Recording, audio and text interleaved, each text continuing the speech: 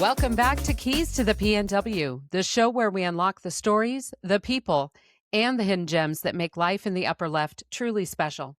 I'm your host, Donna Musin, and today's guest is an essential voice in the Pacific Northwest. He looks beyond the surface of our local communities to address the deep-seated challenges that affect us all. Dr. Randall Blazak is a renowned sociologist, author, and educator whose work on equity and the study of hate crimes has made him a vital voice here in Oregon and across the globe. Dr. Blazak has dedicated his career to confronting extremism and building a more inclusive future. He's a true visionary who sees the intersection of education and advocacy, not just as a career, but as a way to truly empower the minds in our community. Dr. Blazak, thank you so much for joining me today. That was amazing, Donna. I think that was my epitaph right there. I can just Okay. stop. Good to be here. I'm glad we can have a chat. Yeah, I'm actually more excited than I seem to talk to you. I know that I first ran across you on Instagram, and I thought I need to know more about this person. And so I did a little digging. I'm a true follower on Instagram with you, but then here I am on a fair housing bus tour in Portland. I'm a realtor, is my day job. I do many other things for fun, but I was on the fair housing bus tour going around Portland, and we pull up, stop the bus, and who jumps on the bus with us but Dr. Blazak? And I'm like, hey, wait a minute. I know this guy. Well, you know, we all think we know each other because of social media. But so I was thrilled that you joined our bus tour. You had so much to share. Anyway, I'm a bit of a groupie, but yeah. 2010, I mean, it's an attempt to really take people to the places behind the stories of racism and displacement. And, we've got people who were interned in the internment camp at the Expo Center, people who lived in Vanport. And then, my little piece is sort of to talk about the story of hate crimes in Portland. But those bus tours I think, are a real effective way of giving people a first person, like you're in it 360 degrees, right? You're in the space where these stories are happening. And it's just been a great joy to be a part of these bus tours for all these million years. So I'm glad that you could join us. Yeah, and I've said this to a few other, not just colleagues, but friends. This should be something that, we rent a few TriMet buses, and more people should understand the history of Portland and the Pacific Northwest in general. We seem to be a very accepting place to the outside eye, but when you look at history, much like many places in our lovely United States, we have a checkered past and a storied present. So it's not all butterflies and rainbows, right? So, but take me back. So you did not get where you are doing what you do, and we'll learn more about what you do as we go. But by chance, I read that it all started in Georgia. Yeah, I grew up, I mean, everybody has a long story of their life, but there is, in the early 70s, there was kind of a migration from the industrial north south because the steel industry was closing down. So my last name is Blazak. And if you go to Cleveland, Ohio, you see a lot of people with names like mine. There's a big Slavic population. My dad worked as a salesman in the steel industry, and it all closed down in the early 70s. So we moved south and ended up, and I still have to figure out why this was the place that he picked. We ended up in Stone Mountain, Georgia. And Stone Mountain. So I learned very quickly that A, the Civil War didn't end in 1865. And B, I was a damn Yankee with a weird last name. So I was kind of the outsider. But the reason Stone Mountain is significant in this story is it's the birthplace of the modern KKK. In 1915, this sort of huckster guy saw Birth of a Nation, the epic D.W. Griffith film about the birth of the 1860s Klan, and thought, that looks like a good idea. And so he starts up the Klan on Thanksgiving night, 1915, because he saw it in a movie, burns a cross. That was the first time the Klan had burned a cross. But starts 100 year of terror in my little town. And I grew up in that town, A, as a damn Yankee, so I was already on the outside, but B, Hmm. around people who this was quite normal. The Klan march down Main Street every Labor Day. I had friends whose fathers were in the Klan.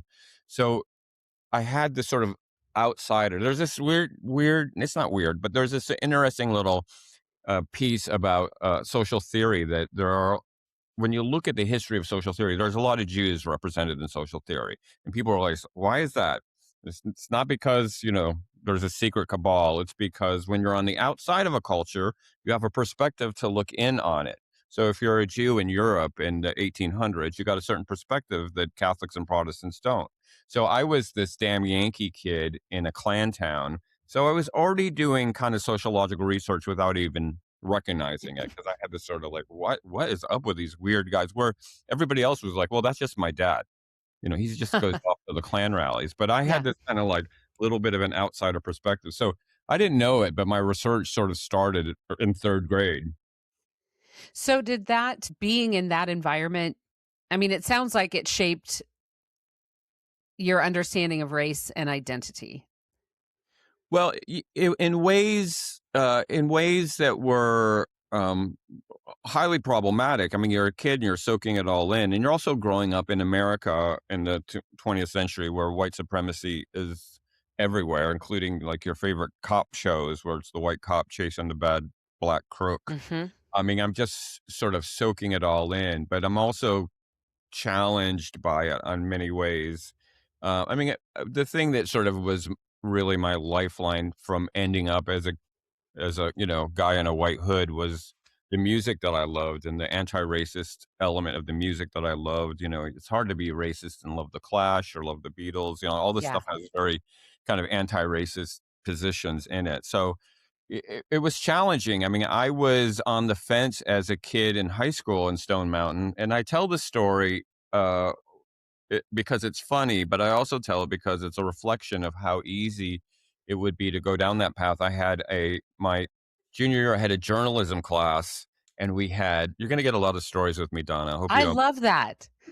I mean, I love that. That's why I thought of you when Get I'm ready, thinking, who would be fun to have on my strap show? in. So fire away, man. Yeah, I Story had a tell. journalism class, and it was so cool, because it's an elective, and it wasn't like algebra, and I loved it. And we had to do a news story and a sports story, and we had to do an entertainment review. I reviewed an album called The Wall by Pink Floyd. Oh, wow. Yeah, this is 1979.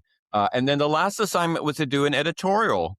And we had a little lecture about what's the difference between an editorial and a news story and what the structure of it is. And then we were just told, go write anything you want, Okay. anything in the world you want. And so there was a zillion things I could have written about, but this was my editorial. 15-year-old white kid in Stone Mountain wrote this editorial, and the title of the editorial was, "If they have Black History Month, why can't we have White History Month?" Oh, wow. Yeah, yeah. I What a say title. that. Yeah, I say that with like and more significant than the fact that I thought it would Yeah. be okay to write this was the teacher's response. And she read it and she graded it and she said, "That's a very strong opinion, Randy." Like that was the only feedback I got. She should have said, "Go get your history book. Every month is White History Month, you little cracker." But so I Yeah. was one of those kids in that environment that was sort of struggling with the messages that I was getting. And fortunately, I escaped to a place called college and took my intro to sociology class, my very first semester. Thank God I did it right at the beginning. We used to call it the "Everything You Know Is Wrong" class. And Mhm. then it started all make sense to me, like what thinking errors I was making and why I was drifting this one way. And then that was it. I changed my major. I was pre-med, broke my mom's heart, called her from the dorm phone and said, "Mom, what do you think about me being a sociology professor?" She said, and I quote, "That's fine, Randy, you can do it on the side." And I'm like, I don't think that's how it works, Mom. It started, Yeah. my work on anti-racism at that moment. Now, I also read because I've been doing a lot of reading about you. Now, who So knows if it's factual or not, right? It believe is it. the internet these Uh, days. But it says one of the things I picked up before you were a doctor of sociology, you were a mod with a Oh, Vespa and you managed a band that yes. was on Island Records. Yeah. I helped promote bands in Portland. Gosh, it's been a long time now ago. But so I was like, huh, interesting. But I'm not surprised with just the tidbits I've picked up about you. Yeah. Uh, So uh, again, that's that love of subculture, right? right. Yeah. I was subculture totally. And, I was very, 1979 was like a big year. That was the year the Who put out the Quadrophenia movie. And, I was into all the British rock. So I was just soaking all that in. In fact, when I was 18, I went to school in London just so I could be close to all the music that I love. That's where I first encountered skinheads in Victoria Station, hopping on a train.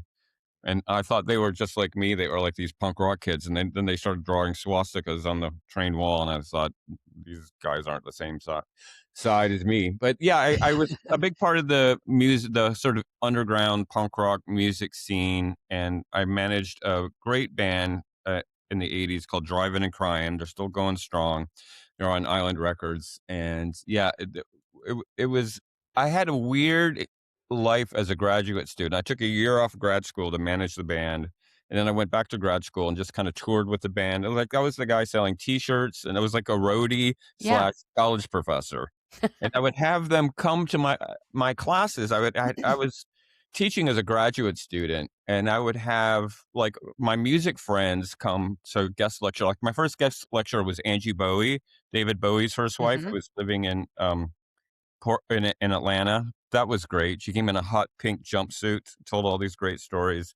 I had the guys from REM come to my class, and so it was like a double existence in the music world and in the academic world. But I had this like one moment where I was in this bar in Atlanta called the White Dot because I was trying to figure out what to do. Do I want to do music or do I want to do academics? And I saw this old guy who was probably like my age now, gray hair and leather pants, leaning Hmm. over the bar, and he just looked so silly. And I thought, nah, I'd rather be an old professor than an old rock dude. It's more distinguished. A little more distinguished, yeah. On a rickety bike riding to class.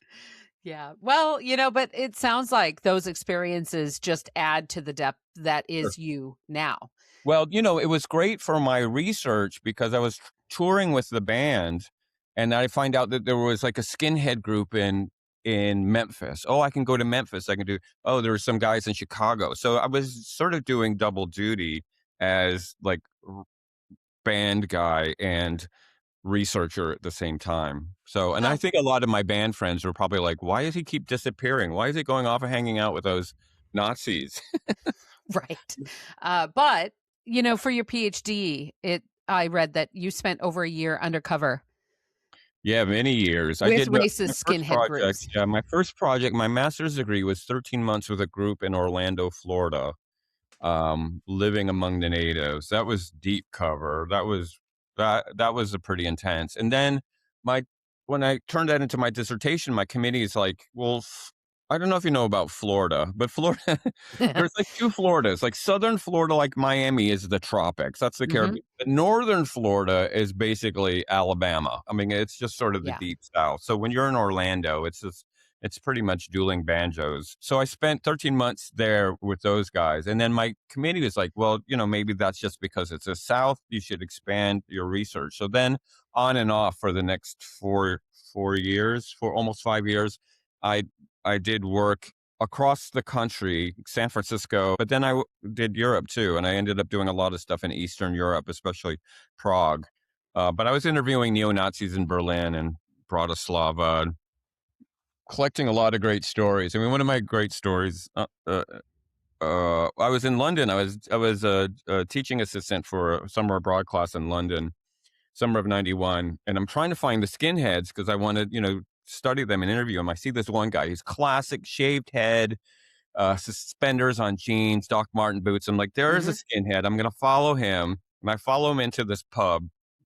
I'm like, I'm totally in the right place because I see some other guys dressed just like him, and I'm like, well, where are the birds, the skinhead girls? I don't see any, and I start talking to this guy, and I'm dropping some skinhead lingo. He's like, dude, you're in the wrong place. this is a gay bar. And I'm like, what? And he said, because the skinheads have been harassing the gay guys in East London. They started dressing like skinheads to confuse the skinheads. And besides, skinhead is highly homoerotic anyway. That's a whole nother Freudian dissertation we can get into. But the gay guys started dressing like skinheads, and so they wouldn't get beat up, which makes sense, right? Yeah, that absolutely does. And I almost ended up doing my whole dissertation on gay guys and That pubs. And dressed like no, skinheads. no, I was so confused. So what was that like? I mean, so I was keenly aware in my 20s in Portland. We had a lot of skinhead groups or skinhead adjacent groups in Portland. I don't know how aware my peers were of that, but I spent a lot of time in Portland hanging out just at night, during the day, with all sorts of people, but you could spot them a mile away. So personally, I was always a bit afraid, just a little bit afraid. I didn't know what I didn't know, but I knew that they did a lot of bad things because I was just young and dumb and the internet wasn't a thing yet. So you couldn't just look up, what was really happening. So it was only through, what limited things I read growing up, what to expect. What was it like being embedded with these folks, asking Yeah. them questions, trying to learn what made them tick? Right. And I should say at the beginning, because somebody will get angry at me, the original skinheads weren't racist. The original skinheads in the 60s in London started as an offshoot of like Jamaican rude boys, and they were into ska music. And, those skinheads, those sort of traditional skinheads, will refer to the racist or the Nazi skinheads as boneheads. So I always have to be, it's like, making sure you use the right pronouns. You got to make sure you're talking about, the Nazi boneheads. So they basically co-opted that whole thing. Yeah, they did. In fact, there is, and when I was doing my research, I was also studying the anti-racist skinheads, sometimes called sharps, skinheads against racial prejudice. And one of their images that was really popular in the 90s was a skinhead on a cross, because they feel like the media, like the Geraldo Riveras of the world, had crucified skinhead, and now skinhead equals racist. And the original skinheads were, there was a lot of black skinheads.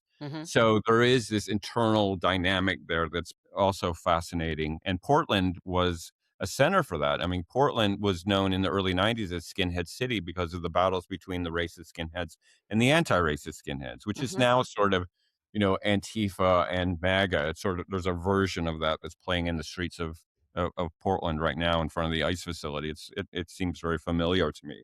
But to answer your question, part of this was, I had the what we call ascribed characteristics. I was a young white male. I was from a Klan town, so I knew the language of racism. None of it was shocking to me because I grew up around these people. So it was very easy to step into that world and play the role of kind of a naive recruitee. I never shaved my head. Like I had long, you see pictures of me, I had long blonde hair, preference by L'Oreal, 99 Palest Blonde. That was my Axl Rose shade of hair.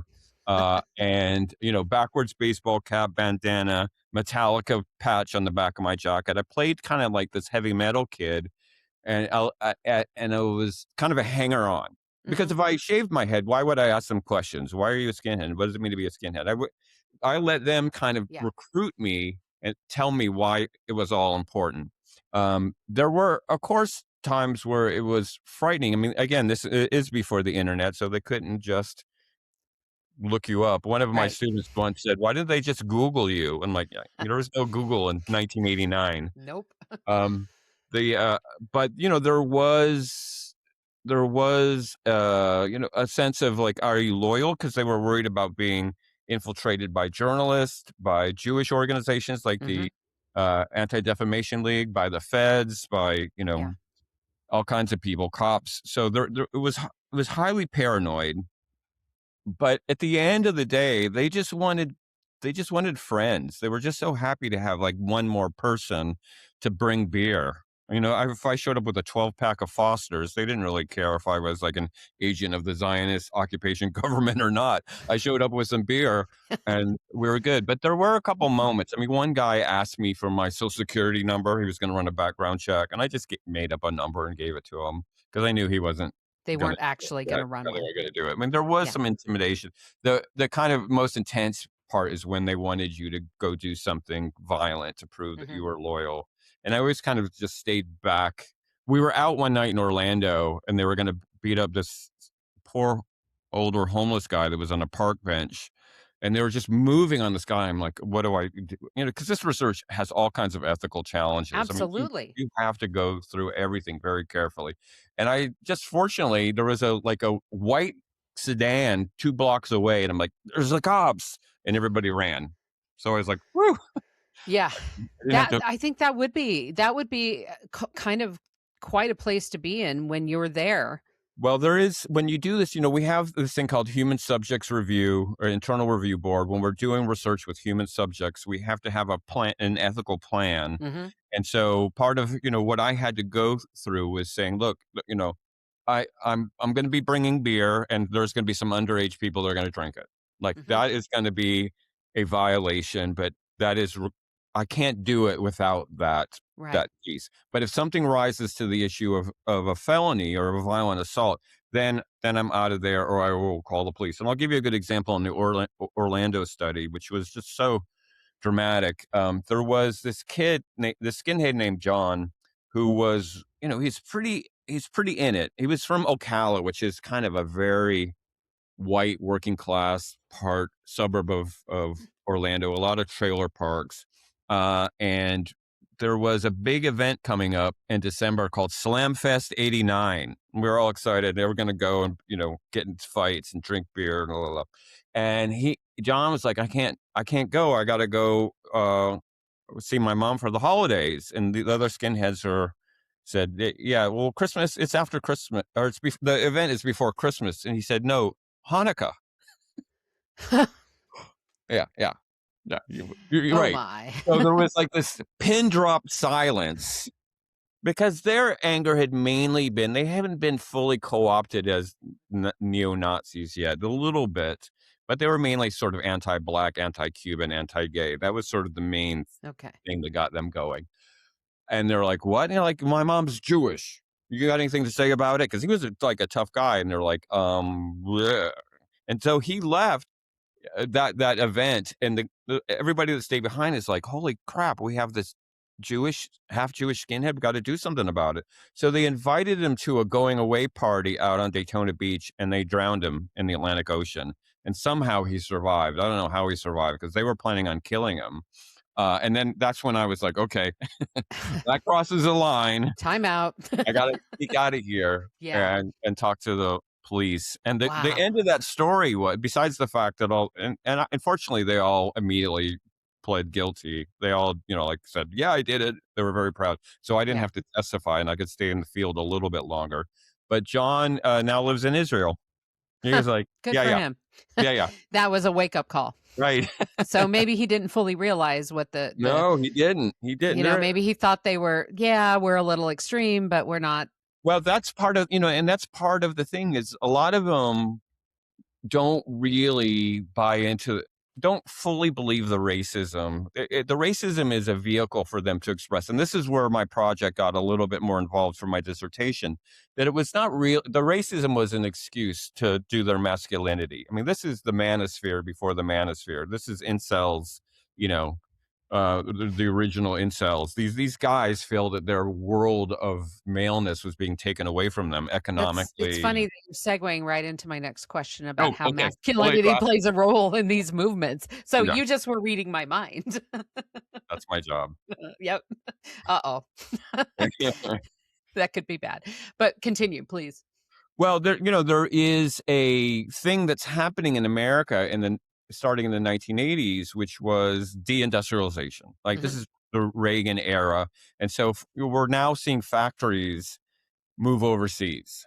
And so this thing that confirmed men, most Americans in, 1960 were working at General Motors. That was the largest employer. And if you worked at a factory, you belonged to a union. So you got wage increases, you got health care, you got a pension, you could buy a little house and start building some equity. You could send your kids to the state college and you had the American dream. Hmm. That all starts disappearing in the 80s. And in the 80s, 2/3 of the people to leave the middle class moved down. So we have this big downward mobility thing that happens. And so I got to blame it on somebody. I'm going to blame it on immigrants. I'm going to blame it on Jewish Yeah. bankers. I'm going to blame it on affirmative action. But then what was really behind that was that wasn't just economic position. That was my position as a man, my Hmm. ability to take care of my family. So now I have all these things that are targeting me as a man. I got feminists that want to turn my woman against me. I got gay guys that want to turn my girl into a lesbian and want to grab my butt. And I got, you know, these sort of Jewish capitalists that are taking the jobs away from, the macho factory work. Yeah. Like everything got framed as masculinity. And the skinheads start as a hyper masculine subculture. I mean, its original 60s birth was in response to the hippies who were very feminine. They were these middle class college kids who were growing their hair and wearing beads. They developed this tough working class, uh, style that's hyper masculine. So there's a direct thread between that and, MAGA and Donald Trump bombing Iran. And like it all sort of ties together in this notion of preserving this warrior masculinity. Like they're losing their identities, Yeah. be it economic or social. So it just kind of nudges those that are susceptible Yeah. in these Yeah. directions. What Right. makes someone susceptible to this, in That's your really, opinion? yeah. I mean, that's a good question because not everybody that experiences downward mobility becomes a violent fascist, right? Right. So there is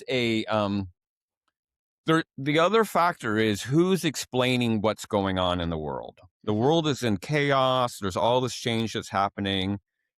And I had this moment where when I was with the skinheads in Orlando, and I was listening to them correctly identify the fact that deindustrialization was happening and jobs were that's totally happening.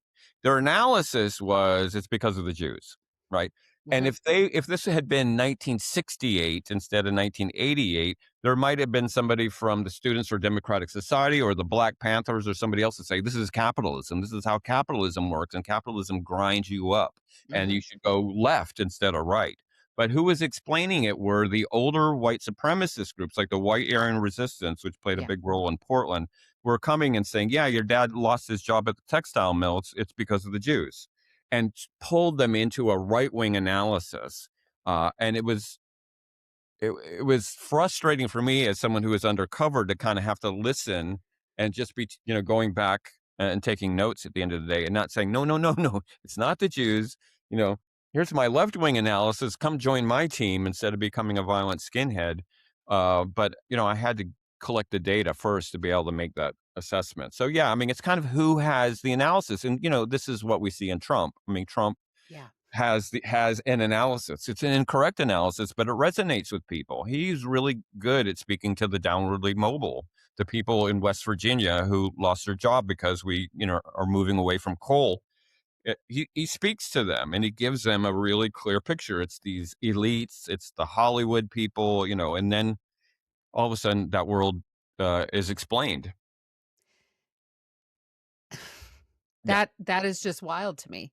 I mean, I Well, grew there's up in a elites. I mean, very there's like, conservative town here in the metro area, a little tiny town of Banks. I grew up in Banks, and I would have to say that a good 70% of those that I graduated high school with don't share my views. mhm, And I'm very moderate, I'm very liberal. You know what? I'm open to changing my mind about things, and the others aren't. And we sat side by side. We played softball together.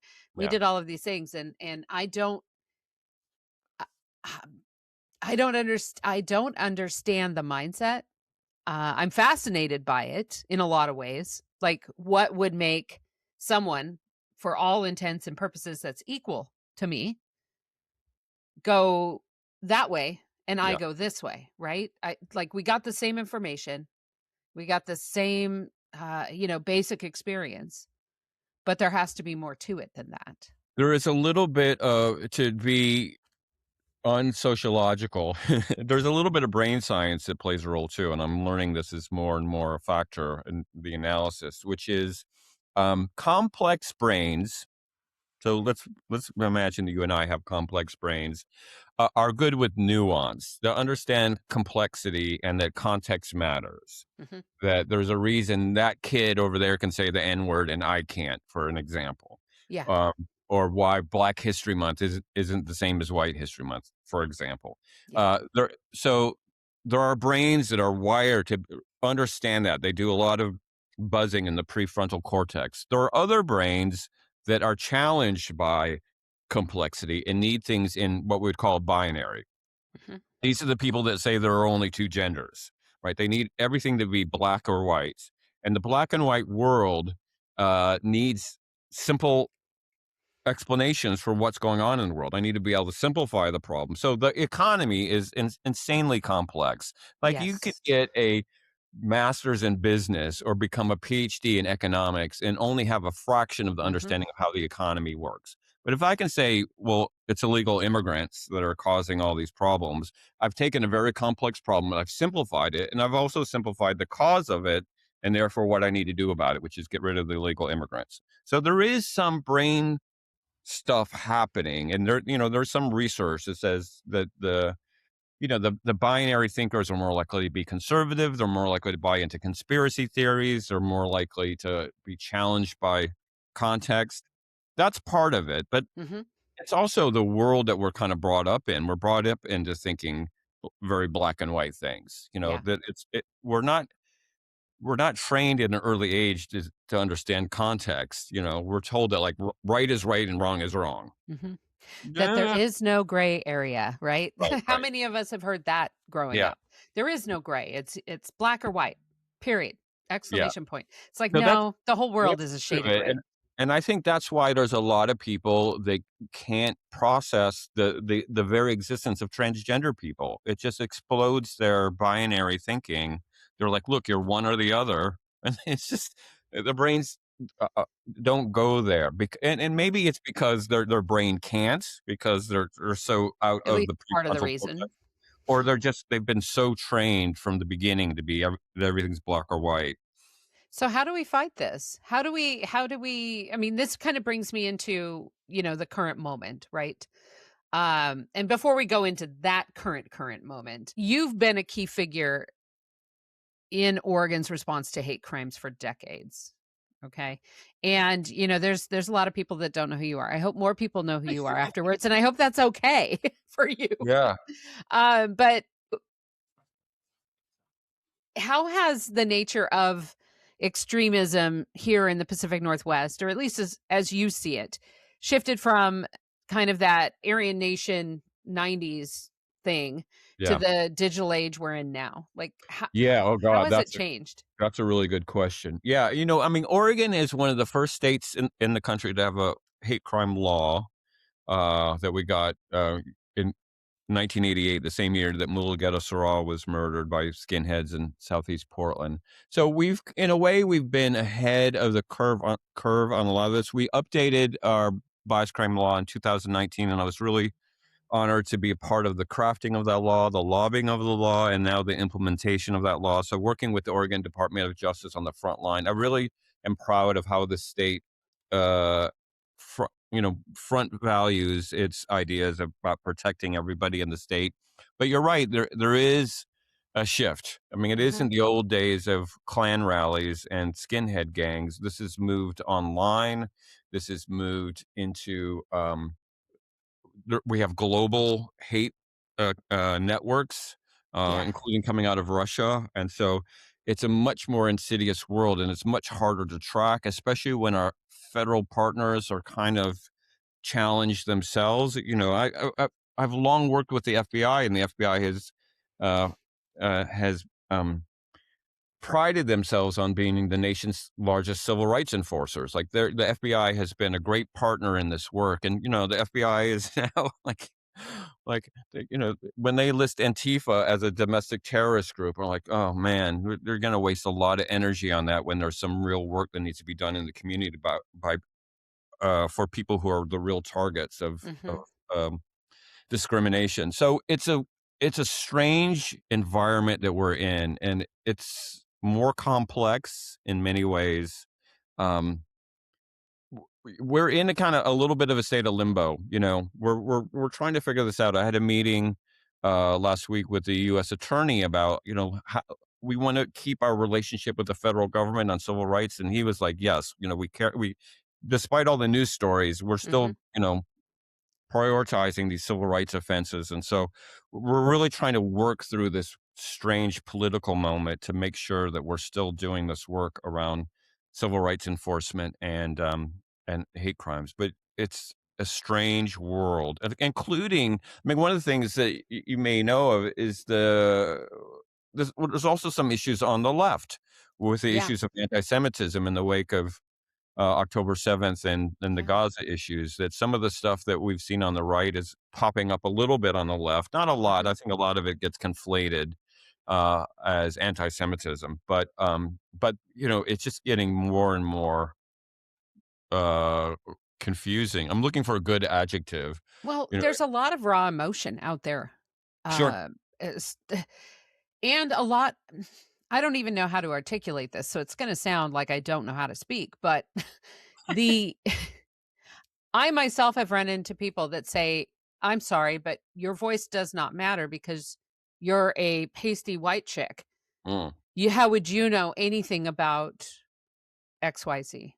yeah. And I said, I'm not claiming to understand it or be a part of that, but I'm here to be an ally and support." Yeah, and that is a really important skill to develop because white people have a tendency to A, be very fragile when anybody says something like Mhm. that, but B, speak for other people. And I've been guilty of this myself, and Yeah. I have, really learned a lot, especially thanks to a lot of activists in the indigenous community, Mhm. how I have just spoken for indigenous people without actually asking them, is this right? Do you want me to do it? Maybe you should do it, and I'll just listen. That learning how to be a good ally. Yeah. There's a whole sort of workshop that we all need to go through to be able to do that because we're natural authorities, or we see ourselves as natural authorities, and you can't shut us up. And there's a lot of time when we need to shut up and sit in the back Mhm. seat and listen to what the other people actually want. And I think we saw a lot of this in 2020 during the Black Lives Matter movement. A lot of white people came A out lot. ready to say, "Here's what we need to do," and there were scores of African American people standing behind them saying, How the hell would you know? why don't you ask me before you speak?"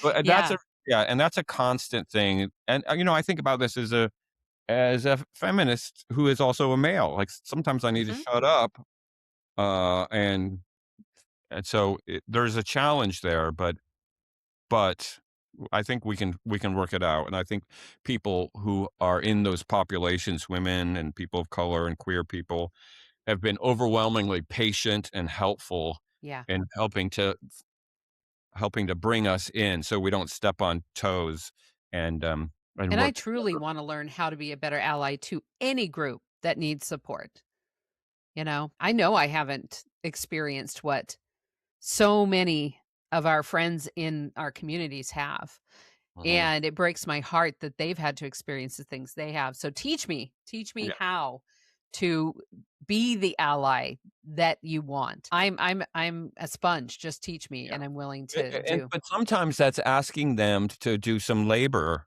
and they should be rewarded for that. Mhm. I've learned this too. I'm like, I was doing an interview with a young African American activist, and he's like, "Are you going to pay me some money for teaching Yeah. you?" I was like, "Oh yeah, God, oh my God!" I just assumed, you know. He's Yeah, like, "No, my let's time is valuable. Mhm. There should be uh, some, compensation for this. At least buy me you know, coffee."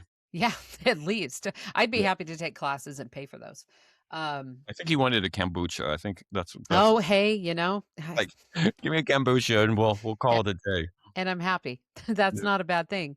So when we're talking about, how you're helping kind of Oregon reshape, that does bring us into what a lot of I mean, Portland in general has gotten a lot of press since about 2020. Some of it legitimately-ish so. Mm. We had a lot going on in 2020. There was a lot of things happening. But even more recently, last year, we were making headlines across the world about how awful Portland was, how Portland's burning down, how, it was all yeah, no Yeah. fires, not even a barbecue to be seen.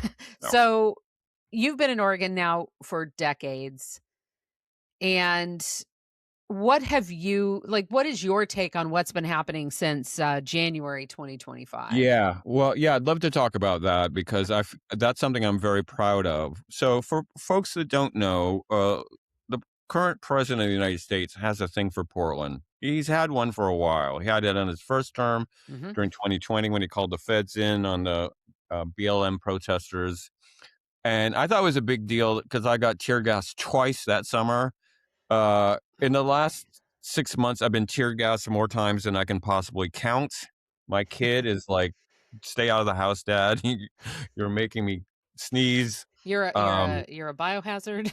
yeah, I'm a biohazard. So, the rhetoric around the ICE protests brought the attention of the president, and he wanted to call in the National Guard because Portland was overrun with violent Antifa and blah, blah, blah, blah. What was happening down at the ICE protests, and I've been down there almost weekly since June. I was there last night, and I'll be there tonight. Um, was completely peaceful protest. Mhm. People yelling and screaming, but there was no violence. There was no destruction of property. Sometimes people get a little, crazy, but nothing really threatening. And the once the president started talking about it, the supporters of the president, the kind of MAGA people, started showing up in force. They were there. There had been some bloggers that were down there to cover, the Portland Antifa and stream it and monetize it. But then we started getting all these counter protesters, including Proud Boys, including Yeah. people that wanted to start violence. So things started escalating in the fall, getting really, really intense. So I'm part of a project called Cure PNW, and we do political de-escalation. So I'm down there as a de-escalator. I'm down there to keep everybody calm. And we've got a project where we're working with protesters and Portland police doing trainings. I just did a training with the Portland police last week around protest response, and there was a real danger that escalation, that building up, because you have sort of four forces. You have the protesters, you have the counter protesters that really want violence, you have Portland police, and then you have the feds. You have Mhm. ICE, which is mainly the Federal Protection Services, because the ICE agents are out in the field grabbing ma and pa.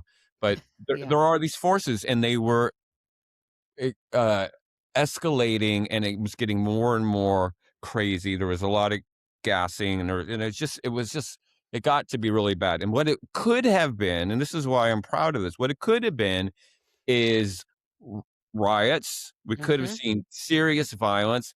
The National Guard called in. The escalation from all sides, including the sort of Proud Boys who want violence, and the start of what could have been an American Civil War. Yeah. That down in front of the ICE building could have been the Fort Sumter of Civil War 2.0, and uh, civil rights go out the window. Martial law Mhm. is declared, and this country is in a completely dystopian place farther than it is now. That Yeah. could have happened. It felt like we were seconds from that happening, and multiple times down there. There was one point where I'm breaking up a fight between the MAGA and the protesters, while ICE is shooting me in the back with pepper balls. Fortunately, I was wearing my gas mask on my book bag, and so they were bouncing off. But it was just mayhem. Yeah. But because we managed to employ these de-escalation strategies, including Portland police, who did a wonderful job in some of those settings Mhm. de-escalating, we're not in that position right now. We're not in the middle of a civil war, and I feel like we really dodged a bullet in that moment. And Mhm. fortunately, Trump, his attention went to somewhere else. I don't know what was after that, Greenland maybe, that he saw a bird fly by and he forgot about Portland. I mean, he may come back to it, but it really felt like in that moment we were Yeah. heading towards something and we didn't. We didn't. And I think and it's hard to talk about things that didn't happen because they didn't happen, but it very well could have been an escalation that would Mhm. have brought in the National Guard, and what we saw in Minneapolis would have been happening in Portland, but it would have been more extreme because of the buildup at that Yeah. moment. So, that de-escalation work is what I do. It's my S sort of main thing, and so Yeah. I'm really proud of the So, people, what does including the professors. de-escalation look like? I mean, what is that? Because I know a lot of there's many that'll listen to this that don't know that there's people like you down there at the ICE facility trying to de-escalate the tensions. Yeah. Well, What what it is looks that? like, yeah, I mean, there's real strategies, and it's not just me. We have Quakers down there. We have a group called the Humble Boys, or the opposite of the Proud Boys, and we also have police. And I'm proud to say, in a weird way, that even a couple of the MAGA people have gotten on the de-escalation train and are calming their own side down. But there's actual techniques to bring people out of what we call your lizard brain. So the thing that makes most sense when you're talking about this is to talk about road rage. Whenever Mhm. you've experienced road rage, you can go from like totally chill person and now you want to murder somebody in like a flash. Like Yeah. somebody's in front of you making a left turn without their turn signal, and all of a sudden you're like, I'm going to machine gun them. Like You're people losing your marbles. Yeah. yeah, people can go very quickly into that, and that's a different part of the brain. That's not the prefrontal cortex.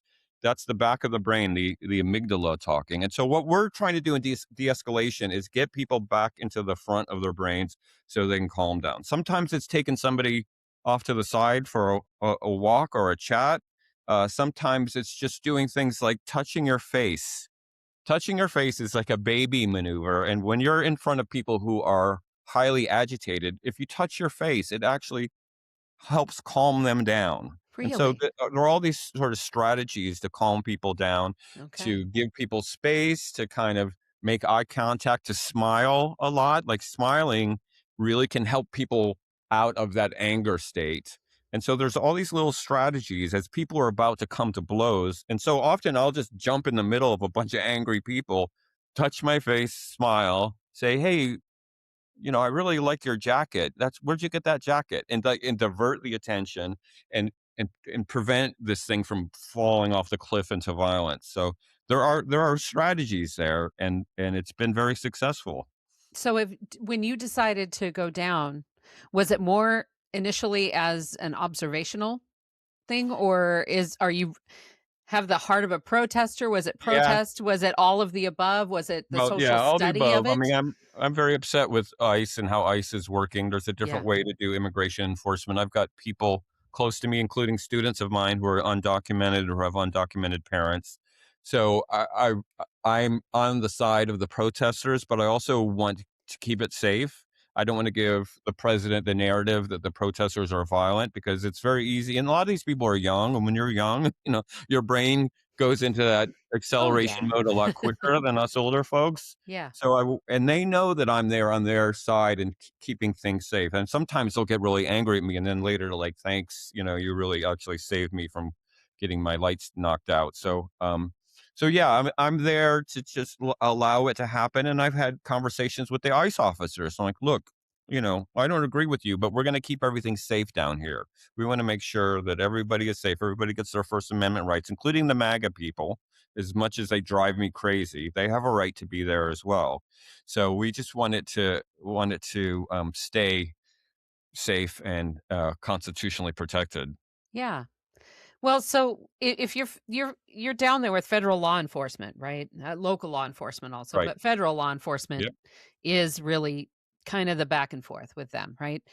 So you're at a complete standstill. How do you even begin to facilitate a dialogue or find a baseline of that fundamental mutual human respect? Yeah.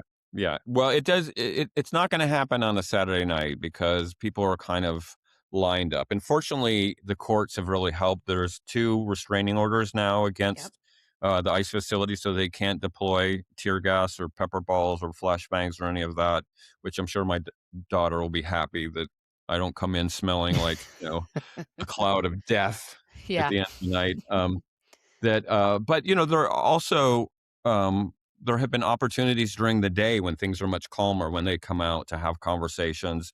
And there are I can't really speak for federal officers in general, but it's been my experience. I have to be careful what I say. Yeah.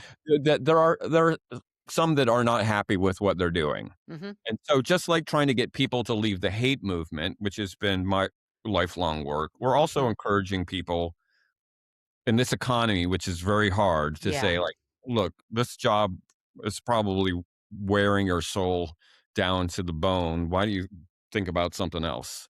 To try to get people out of that. And so, yeah, that's also a challenge. But there are I have always going to be those people that are stuck between a rock and a hard place sure, like that. sure, and I get it. I Yeah. get it. You got benefits. You got a kid with a disability, and why are you going to quit this, $90,000 a year job? But I Right. have put out an offer that anybody that quits and wants to co-author a book with me about I life saw that. inside the feds, let's go. I got It a would track be a record. bestseller. I'm a published author. We'll get a fat advance from a nice publishing company, and Well, maybe that'll sway someone. I mean, Oprah will do the interviews. one person is all it Yeah. takes to start to, it's that tiny crack.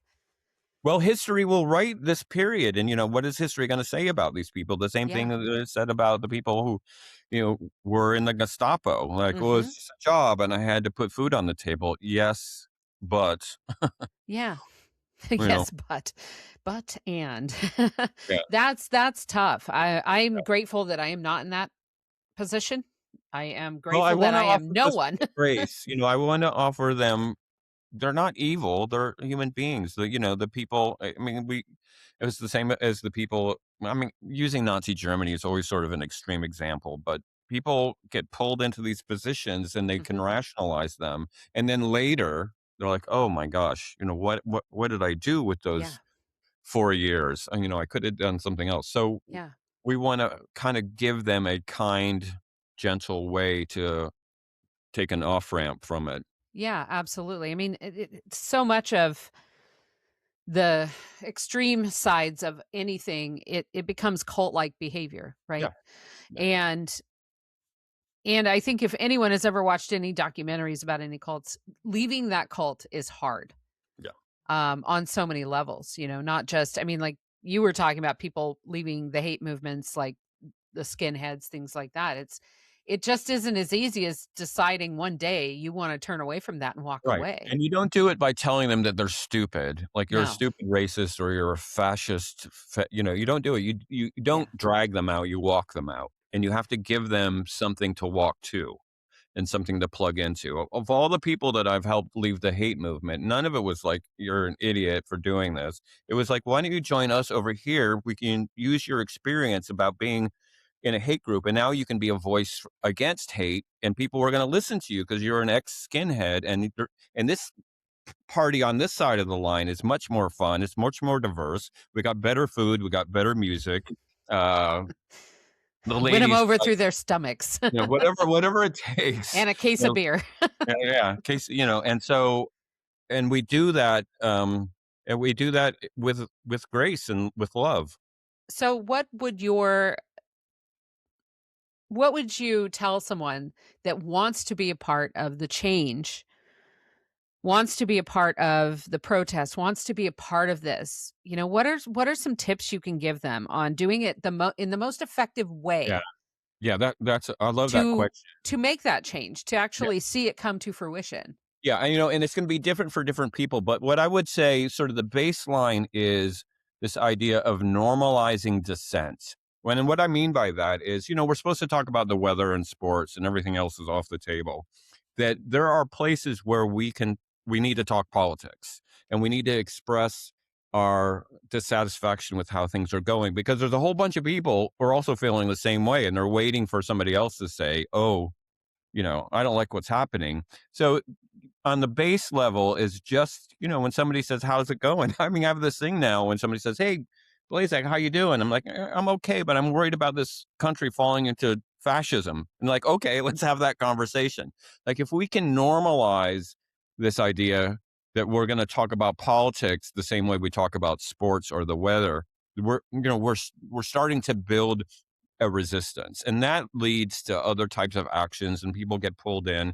Um, there is this great concept called the third space, which is Mm-hmm. this idea that home is the first space, work is the second space, but the places that we meet our community, like coffee shops and churches and libraries Mm-hmm. and bookstores, those are third spaces. That those places that are currently everybody staring at their phone or their laptop can be places where people start to build community. And the best form of resistance to fascism is community.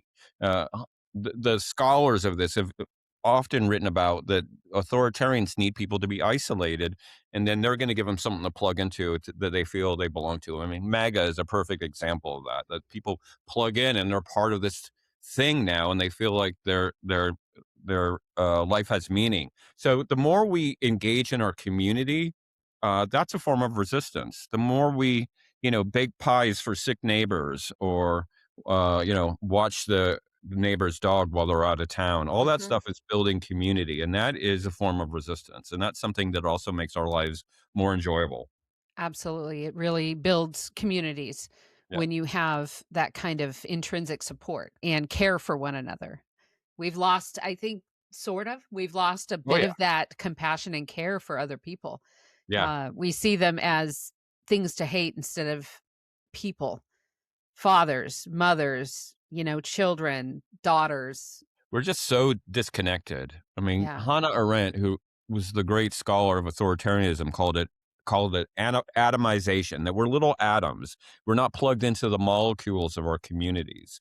And the more that we know our neighbors' names, right? I mean, we're just so isolated. We just sit in It's, front of our streaming services and don't yeah. engage, and that makes it ripe for all this to happen to us. It's hard to hate people that you've grown to like and care about, Yeah, exactly. Yeah. and I And know just that well, I was there just are going to some say, non-negotiable things that people have been doing and saying and being, and I respect people's decision to maybe separate from sure. people like that. But when if all hell breaks loose, we're all just people. Well, that's the thing. I mean, so we're in the Pacific Northwest, and everybody in the back of their head is waiting for the big one, right? The big one is like the 8.7 earthquake that hits Yeah. and knocks out the internet. And if we don't know who our neighbors are in that moment, the first thing we're going to have to do is build all those relationships. But if we've already got those relationships already built, and we know who's, growing tomatoes and who's got a generator, and we've already built that community, we're going to be a lot safer. And so, like an earthquake, the collapse of our society Mhm. into despotism is another emergency where we're going to need each other. It's going to, in Iran, they turned off the internet. All Yeah. right, this is how they've managed to oppress all these people and prevent protests. They just switched off the internet. So what happens if that happens here? Like, we have to have those in place networks in our neighborhood to be able to plug into. So what do you think is in our future? I know you don't have a Well, magic 8 ball, but, Donna, that's a just big from your question. I know that's a really existential question, right? I mean, I But I really mean, in the feel immediate future, in the yeah, next, yeah. like, 6 months, based on Well, what you've seen and what you're yeah, seeing, yeah. what's that path look like? I'll be little Henny Penny. Was that the person who saw the sky falling? I mean, I want to. I am an optimist, and I feel like there is this incredible thing that's building this country. No King's protest and Mhm. community groups and all that's happening. But the other side is pretty powerful. So we have the thing that all our eyes are on. Are we going to have a free and fair election in November? Yeah. Is that going to That's happen? my one of Are my biggest we going to concerns. have that happen or not? And the fear is that there will be, whether it's real or contrived, something that prevents that. So, Mhm. including some 9/11 type terrorism that gets blamed on the Iranians, whether it's the Iranians or Or somebody not. else. Somebody else. Yeah. I don't go too that there'll be something to disrupt that. So, there is a lot of trepidation that feels like we're making progress. We're getting the courts to help. Christy Nome is gone. It feels like there are these little wins here and there, and that The polls show that the people are not happy with what's going on. There's a lot of defections in the Republican Party. It feels like Hmm. it's trending in the right direction for November to be kind of a referendum and maybe a reset for the checks and balances of our democracy. But, you know, Who knows? a dirty bomb goes off in Chicago, and it's all out the window. So yeah, I'm very hopeful because I see people coming out, I see people engaging, I see people who are never quote unquote political. I'm not political. I'm not political. Yeah. You're political now, honey. I mean, now there is this real need. If you care about democracy, it is on the line. Like it could be gone a year from now. So if you care about this stuff that you grew up pledging allegiance to, Hmm. uh, show up. Plug And in. yeah, and I think people are, and I think that's exciting. I was interviewed a Middle Eastern TV show was doing a thing about Portland, and the last question the guy asked me, he's like, "Do you love America?" And I said, and I got all emotional. I said, "I've never loved it more than I do now because I see what's on the line. I see what I'm about to lose, and I'm ready to do what I need to do to prevent that from happening." Well, and we all protest and resistance isn't always showing up at the ice facility. Right. It's not always, maybe it is working at your local food pantry that's Sure. helping these families that don't feel safe leaving their homes to buy groceries. Yeah. You know, It's it's going to take all kinds it's of forms. it's being that rational voice, like what you're doing, de-escalating. It's showing the people maybe that think uh that are extreme, that it doesn't have to be this way. It doesn't have to be this way. No. So there are many forms of protest. You don't have to stand on the line wearing a frog costume, although that's genius, really. Whoever thought of Not a that? frog. Like, come Uh, on. That's like a worldwide, everybody knows what that is now. wait, Um, where's my frog pin? I've got a frog pin on I right now. love that, and that started in Portland. So, Yeah. if you're not sure how to plug in, where can people is there, a good resource to find ways to help? Well, I think, there are some great national organizations like No Kings and 5051 and groups like that, uh, that are online but are meeting in person. And so there are church groups. I mean, people are just sort of finding ways to connect with each other. I think and I'm forgetting another one, but there are some um, community groups. They're out there. You just sort of have to, you know, Google it to find where your local chapter is. Yeah, Do a little digging. do a little. I know that you also host workshops. I'm probably not Yeah, giving it the right word, but you do webinars. Thank you you do for. a lot of things Yeah, within our community that people don't even have to leave their home to that's participate and right. So educate themselves. thanks for letting me give a plug to Yeah, plug myself. anything you want to plug. Yeah, I've been doing these online webinars. I started with one called Anti-Fascist Sociology, which will be back. And then at the moment, I'm doing one called Patriarchy and Practice, a sociological reading of The Handmaid's Tale. But I have a new one-day webinar coming up on March 31st called Skinhead Stories. It's a 2-hour Zoom call, basically, that talks about my research on the far right, undercover, and the skinhead, sort of like we were talking about, but uses it to kind of make sense of what's happening now and what to do about what's happening now. There are a lot of lessons from people who left the skinhead movement that can be applied to helping people, fight fascism in 2026. So that's at randyblazak.com/webinars. If you want to enroll, just all the information is right there, and I'd love to have you in my webinar. Well, and if you Google Dr. Blazak's name, God. there is so much literature out there to read about what he does, how long he's been doing it, the impact that it has. You can spend days going through the links and reading the interviews and the stories, all of it. So this Dr. Blazak is not someone who just showed up one day and now I don't know, got a following and now is just, like tooting his own horn. That is not at all what he's doing. He has been around a while and he has been doing this work day in day out for a long time. Everything from being a professor with Portland State, am I right? To now hosting webinars, being the man on the street, helping to educate and just make our specifically us, because we're here right now, but the Portland metro area and the Pacific Northwest, a really nice place to live. So, other than your website, is there anywhere else they can find you, Dr. Blazak?